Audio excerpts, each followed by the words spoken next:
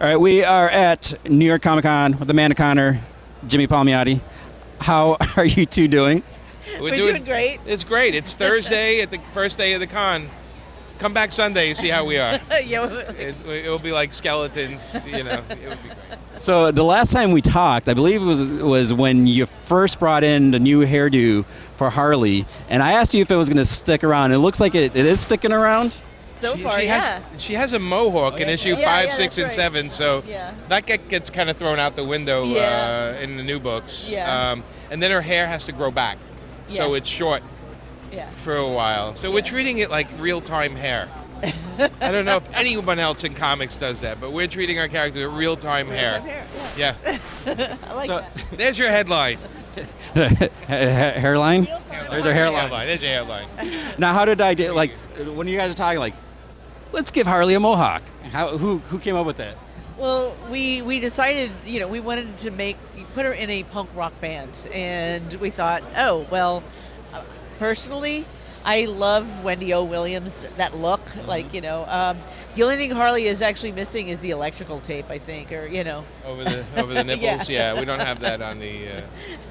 we got red flagged on that. We get red flagged on the nipples. But Jimmy, I heard you do that sometimes? I do. I have it right now because I'm very sensitive to the cold, and they stick out, and they actually can, cut glass. Although when you pull it out, there we go. his hair, No. No, actually, no, I don't want people grabbing my nipples. No, my nipples, why are we talking about my nipples? Let's talk about Amanda's nipples. Let's get Tony really in trouble. Go ahead. All right, Harley's in a punk rock band. Yes. She goes undercover and forms a punk rock band with Tony, Eggy, and Red Tool. Yeah. And so it's our version of Point Break. Where they're trying to get into another band that's Punk Break would have been a good name for that. Now you come up with that? Anyway.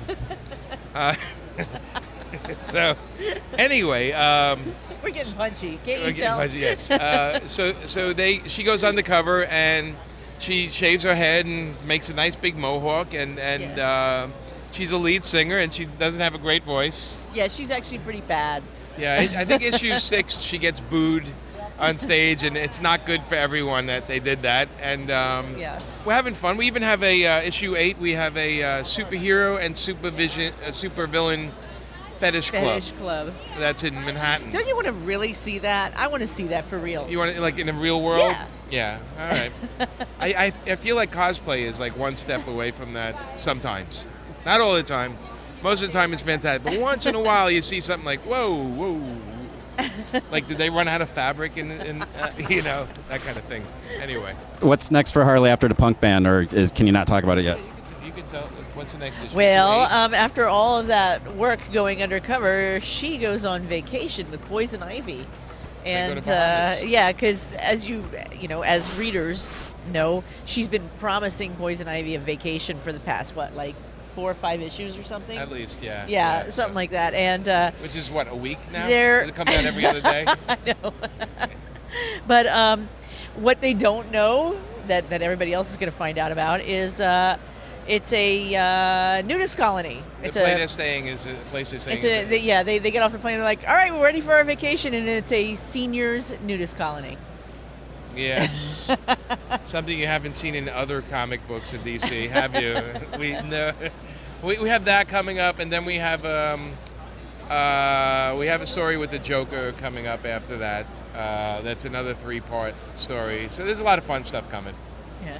All right, make sure you look for the Harley Quinn comics by these two, and look for that nudist senior citizen colony. Grandmas and grandpas. It's the greatest use of word balloons for cover-up you've ever seen in the comic book.